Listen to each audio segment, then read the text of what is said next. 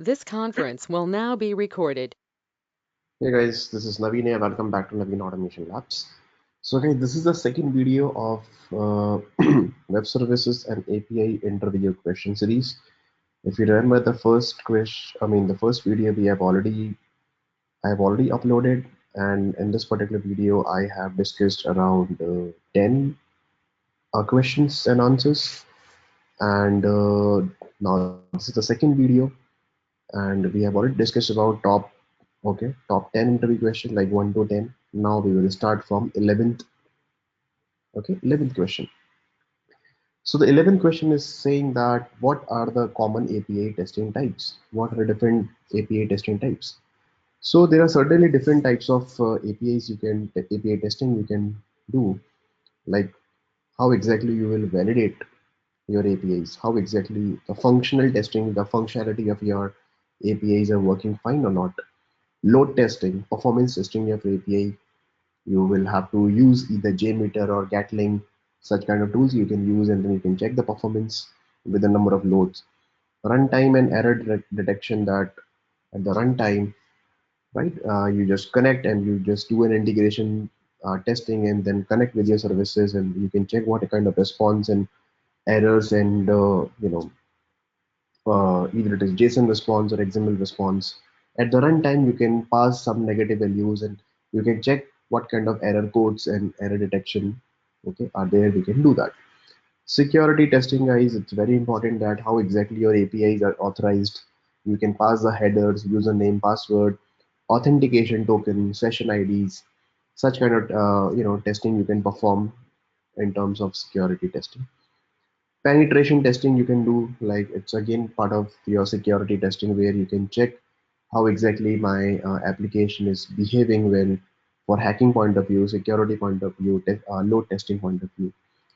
Interoperability testing, that it says that okay how exactly that you are doing the integration testing and all such stuff with your API testing. So these are my categorization that you can also do your you can in this particular area like functional testing you can do a lot of things, positive testing, negative testing, that we will discuss about what are the different other things we can perform in the other questions. Now the 12th question is that what is the procedure to perform API testing? So procedure is like almost same, that first you have to write your test cases. We have to define that, okay, choose the suite to add the API test cases.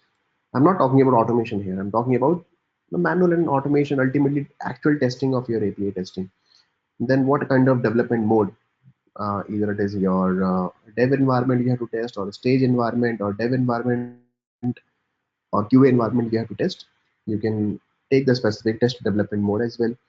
Then demand the development of test cases for the required API methods. It means what exactly I'm trying to say that, let's say you are, this is more specifically to a developer actually. They can ask for the testing team or the QA team, please give me all the test cases that you have prepared, or like CEO want to check their API level testing or something like that, they can demand for a test cases which is written by the QA team, or in fact QA team also can provide those test cases and execute those test cases on the required APIs, and then check that all the API methods are working fine according to your test cases or not.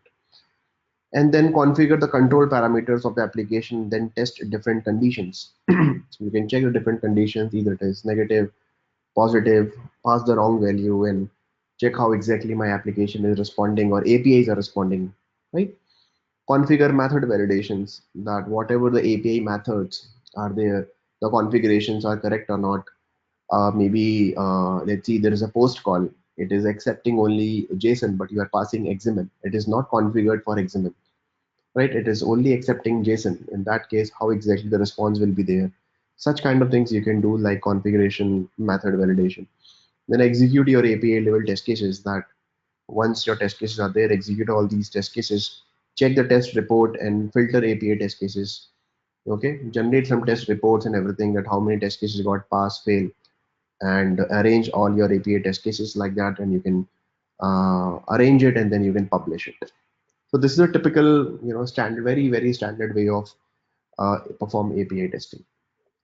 Now, 13th question is what must be checked when performing API testing? This is very important testing question. That what are the different things you will check when you are doing API testing. So during the API testing process, a request is raised to the API, as we know that, okay, we have to send the request and we will get the response. So first of all, that what kind of data along with your request you are sending. So generally what happens, if I explain you in the form of one diagram. So let's see, uh, there is an API, right? This particular, and this is the client. Let's say you're using Postman or REST assured or REST client, and this is the server is running. So you are hitting this particular API over here, right? And then you are getting some response over here like this. So this is again your HTTP, okay, HTTP response. I mean HTTP request you are sending, right? And this is HTTP response that you are getting one HTTP response over here. So this is the API is defined what kind of testing you will perform, that what kind of data you are passing, either it is JSON or XML or maybe some only basic string you are passing, what kind of query parameter, what is the path parameter you are passing, right? So you will check your data and then you will do all your positive and negative testing, the correct data, incorrect data, like that. So and then you will send this request to the server. So this is called request testing. That in request you have three things. You have your request, it's a REST API. You have either it is get call, post call, and then you have your data in the form of JSON or XML. And then the third thing you have, let's see, headers. You are checking your, if you are not passing any headers, then what is the response we are getting, right? So this is these are the three things you will perform. Then accuracy of data, that we have seen that, okay, accuracy of data you will see. And the schema validation. Schema validation means, let's see, some response we are getting. Let's see, there's an API that get account information, and this is a server, right? So let's see, there are two systems are there, system one and system two. They are calling this API. Let's see, this is the client API, and this is the ICICI bank, okay, or maybe some HDFC bank or whatever. This is the ICICI bank is there. What exactly ICICI bank is saying that, okay, you send me one request, I'll give you an account information. So let's see, a huge JSON is coming, okay, from JSON is coming from here to here, okay, from here to here.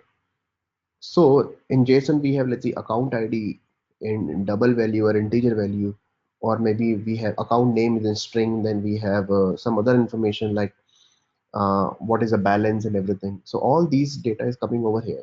So we are checking the schema, and let's see, this client is storing this particular data in some database. Let's see, this is Oracle database, right? This Oracle database will be stored over here. So this particular data will be given to the client, and client will store this data into database like this, so that this data can be served on your mobile or on your web client, on your web application. So data will be given to these guys and these guys, but the data is stored over here. So you have to make sure your schema, this is a very important point, guys, that schema means your data schema. Whatever is data is coming from the bank server, you are how exactly you are storing at the client side. Let's see, this client is let's see, bankbazaar.com, right? Bankbazaar.com. This bankbazaar.com is storing the data of your ICICI bank account details in their database, and the same data will be displayed to the user profile on the mobile devices or on the web client or web browser. So data schema is very important. If you are getting, let's say, 20 attributes, so the data type is string, integers, characters, what kind of data it is varchar or integer or whatever, you have to store the similar kind of structure schema you have to prepare, right? So let's say tomorrow they add two more attributes over here in this list, two more attributes, and this is both are string types, but here you have created integer type. So obviously data will not be stored over here. So immediately your API will be failed in that case, right? So you're getting the correct data, but it's your responsibility to store the correct data according to the correct schema. The type of data is very important because the data is coming from some third party, right? So you have to maintain a contract with all these third party companies that, okay, whatever data you are sending, please give me the document of that data, right? What kind of data you are sending, and accordingly you will tell your database developer or backend developer that please prepare the schema, the database schema according to like that. Right, as I told you, the data types, validations, orders, and completeness. So you will write like some validations, the data is correct or not, data is you know is limited to specific characters. Account number should not be more than 20 digits or 12 digits or 15 digits, like that. Some validations. Order of the data ordering also, data should come in a sequential order or chronological order or something like this. Okay, so you will decide accordingly and you will test it. And what kind of data it is, type of data, either it is a string type or varchar type or integer type or character type or boolean type, what kind of data it is coming. Authorization checks is very important for security point of view. That, let's see, I'm the guy sitting over here, I can hit the ICICI Bank API if I get the URL. No, there is a security constraint between that, right? ICICI Bank is having the contract with bankbazaar.com. This bankbazaar.com one session or token ID is registered over here. This ID is registered over here, right? Now this ID will be shared to bankbazaar.com.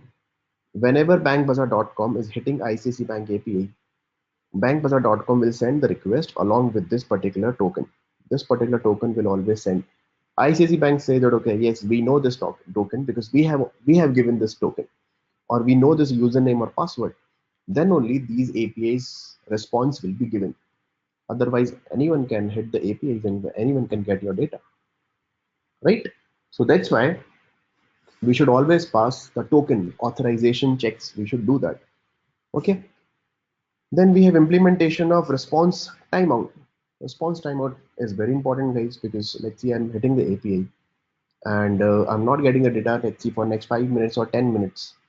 It's a huge time. That, okay, 5 minutes just to get the account information. It's so how exactly the response timeout is there? That, okay, your API should respond immediately, quickly, right? Because on this particular system, on Bank Bazaar system, there are a number of consumers, they are hitting this API, right? Then we have to check error codes. If you pass the wrong data, let's say I'm passing a wrong data, some blank account number, then ICICI Bank should say that, okay, no, this is not the valid or bank account number, or invalid account details, or invalid account number, or account has been expired, or blocked account number, something like this. And then we have to do some non-functional testing like performance testing and the security testing. We have to hit so many APIs to ICICI Bank server, right? Because there are a lot of consumers, they will be using bankbazaar.com. Millions of users are there. They will be using this particular bankbazaar.com, and they will be hitting these APIs available in the market. So we have to make sure that, okay, the performance testing and the security testing both are accurate or not. Okay, so these are different important things, guys, you will test when you are doing performing API testing. Okay, now let's move to the next 14th question. What is the best approach method to perform API testing? The best approach, that first of all, that the following factors are there. Define the correct input parameters. First, you need to check that your APIs are absolutely fine or not. So define your input parameters. That let's see, in this case, get account details. So correct account detail, correct account number, account ID, right? Owner number, holder number, authentications, username, password, everything, the correct data, correct input parameters you have to pass. Then verifying the calls of the mixture of two or more added value parameters. Let's see, some APIs are like parameters means you have to pass the parameter, let's see, get account ID. So I want to hit the API on the basis of, now see, again, you have to understand. Let's see, this is bankbazaar.com and this is ICICI Bank. I'm sending an API on the basis of get account ID, and I'm passing the account ID, right? But I can pass account ID as well, right? I can pass account ID and the name of the account holder also I can pass. So either I can pass only account ID, I'll get the response, or I can pass only name, I can get the response, or I can pass two parameters together, ID and name together, again I should get the response, like this. So your API should be compatible with single parameter, single single added parameter, or maybe multiple value parameters also you can pass. Defining the basic approach and scope of the API program. The basic functionality, you have to test what exactly the scope of your API. Okay, you have to test. I cannot, like, this is not in my scope. Then in that case, obviously I should not perform testing for this, right? Writing appropriate API test cases. You should always write good API level test cases, that integration testing, functional testing, positive scenarios, negative scenarios, incorrect data, incorrect input parameters, path parameters, query parameters, search parameters, wrong headers, correct headers, get, call, post, put, delete. All such test cases you have to prepare with the help of all the basic testing techniques. Like we have equivalence class, then we have boundary value analysis, check the operability. Boundary value analysis, like let's see one data is accepting data from 1 to 100, right? This is up to 1 to 100 account numbers we can pass. So I'll check with 1, I'll check with 1, I'll check with 0, I'll check with -1, I'll check with 100, right? I'll check with 101, right? And I'll check with 99. So for account number should be between 1 to 100. So in this case, test case should be passed, but in this case, your test case should be failed. -1 also test case should be failed. For 100, it should pass. For 101, it should fail. For 99, it should pass, right? So this is called your boundary value analysis. You can do that. That my API, whatever the boundary I have defined, it should be within the boundary. It should not like go beyond the boundaries, right? And then we have to execute your test cases and then comparing the test result with expected result. Whatever you are expecting, that you already know that okay, this is what I'm expecting whenever I'm calling the APIs, I should get the response. So obviously that you will compare your test results with your expected result, that you are getting one JSON response, and then you are expecting okay, in the JSON response I should get all these attributes, all these parameters, and accordingly you will have to check with your expected data. Then you have to check the API behavior under conditions such as connection to files and so on. Like if you're making a connection with the database or a specific file or something, then you have to check such kind of API behavior also, that my APIs are connections are happening properly with these protocol servers or FTP servers, or there should not be any connection timeout, or there should not be any 500 internet error, that or maybe server is down and then your API is still saying that okay, API got connected or something like this. So you will check all these things also. You can do that. Fine. Now let's move to the next question. The next question is that what are the different tools could be used for API testing? So there's so many tools. Let's see, for manual testing point of view, we have Postman, we have SOAP UI, license version, the pro version. Then we have Tricentis also, you can try. Then Tricentis, Tosca we have. Then APG is a company, they also provide some tools. We have REST clients are available, right? We have REST assured clients are available. And if you see like automation point of view, we have JMeter is there. Okay, then we have SOAP UI is also there, as I told you earlier. Then for automation point of view, we have rest assured HTTP client, Jersey client. We have yeah, so all these things are available. So there are so many clients are available according to the language binding, and then you can use those clients and you can do automation as well for that. And but these are the different standard tools, okay, to perform that what exactly kind of testing you can perform. Like in Postman, it's very famous. You can hit the API, get the response. You can write the test cases. You can write the script also over there in Postman, right? Now the next question is, guys, that what are the difference between API testing and the unit testing? A lot of people are confused about that. What do you mean by API testing and what do you mean by unit testing? Who will do that? So API testing, guys, always remember it is conducted by QA team, by you and me. Because API testing, like what kind of feature, functionality, performance, security, everything, positive, negative, parameter testing, query parameter testing, status code testing, authorization, authentication, get call, post call, put call, delete calls, all the CRUD operations are working fine, right? So there are so many huge amount of test cases you have to write. So obviously it will be done by QA team. Unit testing is just saying that, okay, let's see, for API unit testing, only they will do the basic scenario. My API with one positive scenario or integration of my APIs are working fine or not. So that is called the unit testing, will be done by developers. Mostly black box testing. So we know that, okay, we will hit the API and this is what we will get the response from the API. But white box testing, that whatever the code they have written from the developers, they will do some white box testing that for this particular method, for this particular line, what kind of test cases I can write to check my controllers, to check my code. At the code level, they can do also testing, and it is done by developers, or sometimes QA also can do that. So, but unit testing is always part of your white box testing, where you can actually look into the code and then you will check, okay, how can I test this particular code? API testing is aimed to assess the full functionality of the system. As I told you, that full feature testing we have to perform, for it will be employed by the end user, external developers who will use your APIs, right?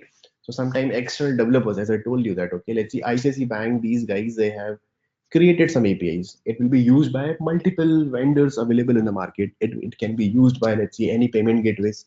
It can be used by, let's say, Paytm. It can be used by, let's say, Domino's. It can be used by, let's say, Pizza Hut, for their online delivery, or Swiggy is there. It can be used by some, share market API, share market portals are there.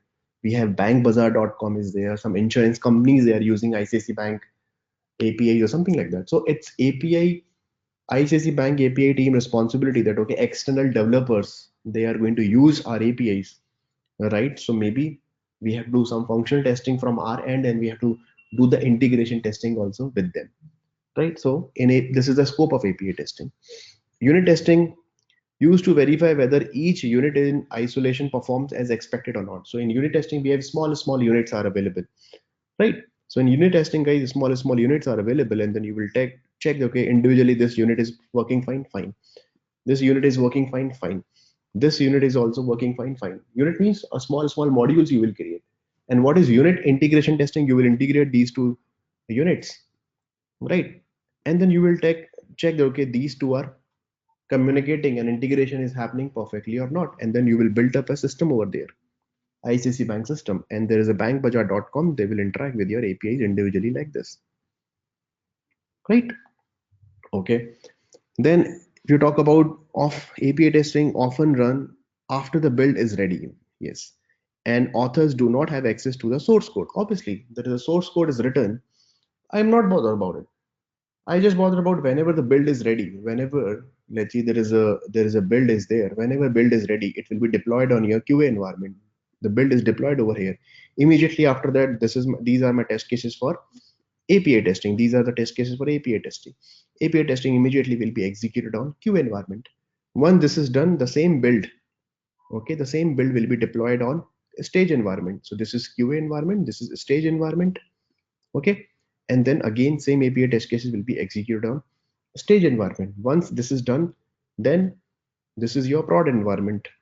So the same build will be deployed on prod environment, and it depends, like same test cases you want to execute on prod also, you can do it, or maybe some limited test cases you can execute on prod as well.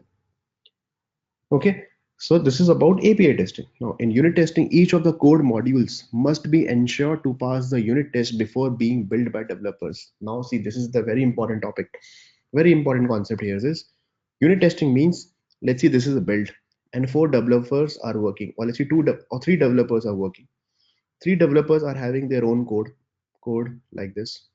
They're writing classes, they're using different Java concepts over there, they're writing methods, functions, and everything they're writing over there, right? So for this particular code, they have to write some test cases. For this particular code, they have to write some test cases, and the developer 3 also, he has to write some test cases. So when they build it, and the code will be merged, this entire code will be merged, and it will create a build. So when they build it, all these test cases, code test case number 1, test case number 2, test case number 3, these are called unit level test cases, which are written by developers. So whenever you are creating a build so that it can be deployed on QA and QA team can use it, so these test cases should be executed, right? That's why we always say that, okay, whenever you are delivering something to QA team, make sure your unit level test cases are executing properly or not. If any of them is getting failed, let's say this test case getting failed, okay, build will be failed automatically, right? So if you have seen in Jenkins, build is getting failed, and sometimes you're getting an error that there are test case failures. It means their unit level test cases got failed, right? Maybe let's see, for this particular build, they have written around 100 test cases. Out of 100 test cases, top 5 test cases got failed.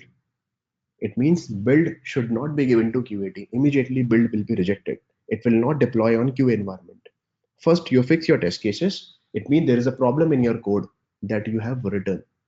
It means right? It means your test cases are getting failed, fix the problem, and then deploy to on the QA environment like this, right? So such kind of testing is called unit testing. Okay, fine. Now let's move to the next question. Is 17th question is that what are difference between API testing and unit and UI testing? So we all know about that. Okay, API testing is like to communicate in the backend side, communicate to the some third party system or some external system or maybe some internal system, but not in the form of UI, right? So then you have to interact in the form of APIs. You will pass some information in the form of JSON, XML. You will get the response in the form of XML or JSON. But UI testing is called your UI testing, your user interface testing, where we have graphical users. I mean, graphical interface is available, and then you will have the complete images, layout, form fields are there. You will fill the form, you will click on submit, and then complete look and feel of the application. Like we have .com applications or any web application is called your UI application, right? So guys, what happens? Always remember that if there is a UI, so let's see, this is the UI, right? Amazon.com. But on Amazon.com is always top up built on some different backend systems are running over here. Okay, guys, these backend systems are running, and on top of that, this particular UI.com site is available. So ultimately, what I'm trying to say, let's see, this is the web application, Amazon.com, and this is the mobile application for Android, and this is the iOS application for iOS. I'm talking about Amazon.com, right? This is web, this is Android, and this is iOS. But there is a backend system is running over here. There we have multiple small APIs or services are running, right, guys? So these services from the back, okay, from the web also we will hit these services. From Android mobile also we will hit these services. From iOS also we will hit all these services over here, and we will get the response on the web. And the web developer, the UI developer, will convert that JSON response into in the form of HTML, and then it will be shown, okay, to the customer. And you are the customer. Let's see, you are doing some shopping over here, so you will be using Amazon.com from your web, from your browser, either it is Firefox or Chrome. The same response will be given to this guy also. An Android developer will convert this, right, the backend data, whatever data is coming from the API, by using the Android utilities or Android functions or the methods. They will display on the Android device, on the phone, on the Android app. This guy is using Android app also. Same thing for iOS developers also. Like that, they will get the data. It will be displayed on the iOS app, and it will be shown to the customer like that. Okay, so this is called your user interface testing that you will do with the help of Selenium for web testing, with the help of APM, okay, with the help of for Android and iOS with the help of APM. But this backend testing you will do, right, rest assured, HTTP client, Postman, all these things you will be using over here, right? So always remember these things, guys. So that's why we divided into two parts. This part is called front end testing, UI testing, and this called is called backend testing. Okay. Now let's move to the next question. So the next question is, what are major challenges faced in API testing? Obviously, there are challenges, no doubt about it. Major challenges that if you can overcome the challenges in API testing, you can be confident in the API testing interview too. And what kind of challenges are? Parameter selection. So sometimes we are always confused, but just because of less documentation is there, we don't know what kind of parameters we have to select. Different combination of the parameters, right? Sometimes let's say you are choosing the wrong parameters and you are not getting the results. It means you are not aware about it. So you should know how exactly that particular API is working end to end. Okay, what kind of different parameters are there? Either it is path parameter or query parameter. What are different combinations we are using? What is a call sequencing, right? Right, what kind of call sequencing means that in a particular sequence you are hitting the APIs and getting the response. If your sequence is wrong, obviously your API functionality will be wrong in that case. So call sequence should be in a specific order, then only you can call the API and get the response in the specific order. Output verification and validation. Output verification means whatever output means the response. Whatever the response is coming, you have to verify it, you have to validate it, correct JSON or correct XML, all these things are we are getting properly or not. Then another important challenge is providing input values, which is very difficult as GUI is not available in this case. So obviously you don't know, because you don't know, you don't have any graphical user interface, you don't have any form to fill, right? So you have to do a lot of discussion with the developers at what kind of inputs we can provide and all those things. So you don't know anything, because in backend it's totally nothing. It's available in the form of APIs, right? Available in the form of URL in the JSON. Then you have to create the data, and then you have to play with the data like that, right? Because in UI we have one form, enter first name, last name, email ID, phone number, address, and click on submit. So UI testing is always easy as compared to API testing. Okay, so these are different challenges are there. Next question is that what are the testing methods that come under API testing? As I told you that again, unit testing and functional testing. Unit testing is done by developers, functional testing is done by QA guy. Load testing to test the performance. Load testing is very, very important, guys. Why load testing is important now you can imagine. Let's see, this is some backend system is there. On this particular backend system, you have created this particular web API. Let's talk about Flipkart, or maybe let's see Uber. Uber is having some strong backend system. Feature wise, is absolutely working fine. But let's say it's running on some poor Tomcat server, only 2 or 3 Tomcat servers, or maybe 4 Tomcat servers, right? Your backend is always is running on some server, right? And this UI, this is a UI, is running on where? This UI is running on, let's see, some node.js server. Okay, this is your node.js, but the backend is running on some Tomcat, and we have only 4 machines of Tomcat, 4 Unix machine of Tomcat, right? It can be Tomcat or it can be any application or web server. So this is like, let's see, your application server, and somewhere your database is available in, let's see, MongoDB or Oracle is there, right? This is your Oracle SQL DB is there. Okay, so UI will hit the API to the server where your APIs are available, right? And then API will get the data from SQL. So they will hit the API, they will come over here, they will get the data, data will be given to server, and server will respond back to the UI. Mobile app or Android or iOS or Uber. This is a very simple scenario. Let's see. I want to get that at 5 o'clock from Outer Ring Road to Whitefield, right? From Outer Ring Road to Whitefield, what is the cost? How many cars are available? What are the different options, pooling option and everything? We will send a request and we will get the response.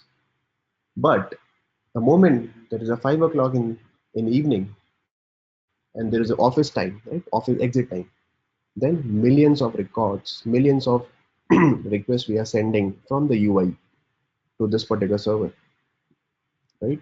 So sometimes we see that application is very slow. We are not getting the response properly. Why? Because of this performance of the Tomcat.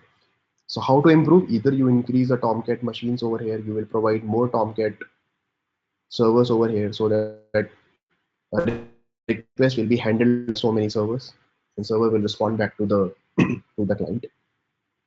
So there are a number of factors, or you can improve the machine configuration. You can increase the RAM, increase the capacity of these servers like that.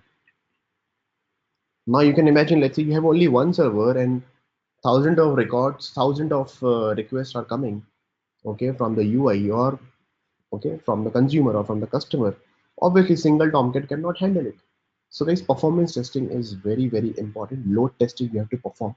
Your application should not crash, right? At 5 o'clock, Uber should not crash. Otherwise, you can see that it will impact Uber and Uber business and Uber brand. Not. Same thing happened if you remember Big Billion Day from Flipkart. These guys were not ready and they were running on only some few servers, and they were very new to the market. And they announced on 6th October there is a Big Billion Day, and that every all the costs you can get it within for only for 1 rupee. And at 7 o'clock in the morning or 6 o'clock in the morning, millions of they were getting a lot of requests, millions of requests they were getting, and Flipkart server got crashed, and everything was like out of stock, or everything was like sometimes Flipkart.com down, services were not working because their backend server is also down, and your application got crashed, right? And then they sent a sorry mail to everyone. So they were not prepared, right? So guys, performance testing these days is very, very important. We have to do that. I really don't want to get okay, in the depth of performance testing, because performance testing is a huge ocean. So many things to do in performance testing. Now the next thing is that discovery testing to the list, create and delete the number of calls document in API, right? So we have to test that. Okay, we have to check what are the different different list of number of calls document in API, that what kind of different calls, either it is create operation, retrieve operation, delete operation, like that. Usability and the reliability testing. The usability means how exactly it is usable by the user, right? How exactly it's user friendly, it's easy to implement, like that. And the reliability testing, that how reliable it is. It is really reliable. Can it survive with huge amount of requests? Can it survive for all types of data? So reliability testing is very important to get the consistent results. Security testing, as I told you that okay, we should pass secure system. Otherwise, if I have your account details, I can hack your system and hack your Uber and then Uber account, and like immediately I can send the request, like that. So in between, at the network layer also, see, this is a network. Hacker should not hack it. Hacker, this guy should not hack it, right? And at the app level also, hacker should not hack it. This guy should not hack it, right? So security point of view, API testing are very important to do that, because if you see, if this hacker is hitting this particular, right, hitting this particular backend system, right, somewhere they cracked the code and somewhere they got the information about the backend system. Immediately, this backend from this backend system, from the server, they can immediately access the important information and the confidential information from the database. And your credit card details, your Paytm, your wallet, and everything is stored over here in Oracle or SQL. Immediately, they will get the data, right? So that's why these systems should be very, very secure enough. Then we have automation testing to create and run script that require regular API calls. This topic, I mean, this point I've already covered. End-to-end integration testing and the web UI testing. From the web, how exactly you are calling. So testing will happen from the UI side also, and testing will happen at the backend side also. Then we have API documentation testing to determine its efficiency and effectiveness. So you will do some API documentation testing, right? So whatever the API documentation is there, either it is available in the form of Swagger or some Word document or Postman or something, you will do that. Okay, all the APIs are listed properly or not, something like this. All the methods of the APIs are written properly or not, like this. Okay. So next question is, why is API testing considered as the most suitable form for automation testing, guys? This is like very important. API testing is now preferred over GUI testing, because before GUI, application is not at all built up.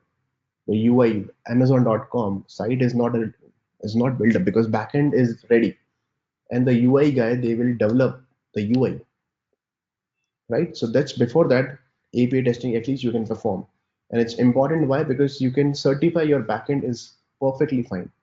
If your backend system is strong and highly reliable for the performance point of view, security point of view, or functionality point of view, if your backend APIs are working fine, then obviously your UI will work fine. In 99% cases, your UI will work fine. Okay, so API testing is now preferred over UI testing and is considered as more suitable because it verifies all your functional path to the system under test very effectively. Complete internal system, your functional path, end-to-end test cases you are testing from the backend point of view, right? So obviously it will give you the confidence. You have very good look and feel, but your backend is very poor. It doesn't matter, right? You look very good, but internally you cannot run, right? You are very good looking, a good guy or girl, but you cannot walk on the road or you cannot run. Then there is no use of that, right? It provides the most stable interface. right? Because stable interface means between the UI and the backend system. It provides a very strong interface that, okay, no one can crack it. My backend APIs are absolutely working fine. Just to take the example of Google Maps. Google Maps will never crash. Look at their system, how strong, how amazingly good they are. They are always available. So availability point of view, they are really good. Performance point of view, they are amazingly good. Millions of requests we are sending to Google Maps daily basis, right? But Google Maps, they are highly reliable. Availability point of view, they are always available. They never get down, and the performance and the functionality point of view also, they are absolutely good. Okay, it is easier to maintain and provide fast feedback, right? So instead of, let's I'll do backend testing later, let the UI coming up, then I'll do the UI testing, and then later on after 2-3 months I'll raise the bugs for backend. No, then it will be more cost. Okay, effectiveness point of view, if you see, it will be most costlier later on as compared to if you find the bugs earlier. Okay, guys. So these are the another 11 to 20 different questions I have covered in this particular video. I hope it is really helping you to crack the interviews. I'm pretty much sure, guys, this is the way you have to know about API testing, and this is how you have to explain at a time of interview as well. You should be confident enough whenever you are giving interviews for backend. It's very important, guys. Okay, so please note down whatever I have spoken for API testing. Please note down all the important points. Always draw the diagram when you are talking about APIs and the backend, and you should know why backend APIs are different from the UI testing. Okay, and this is a way you have to explain at a time of interview with the diagram, sketches, and everything like that. So I hope you really like all these videos, and okay, in the next video I'll come up with the part 3. So this is earlier part 2. In this video part 2 is there. I mean, sorry, the first video was part 1. Then this video is part 2. Maybe in next couple of days I'll be creating part 3 as well to cover all these questions. So in part 3 we will cover around 20 questions. Okay, guys, so thank you so much for watching this video. This is my channel name, Naveen Automation Labs. You can subscribe to the channel, and you can write down your questions over there if you have any comments over there. Okay, guys, please subscribe to the channel, and there are a lot of videos are there. And if you are watching this video, please first cover this video. There is a video is there, API and Web Services Testing Interview Question Part 1. First watch this video and then come to the second video. Okay, thank you so much. Thanks for watching this video, guys.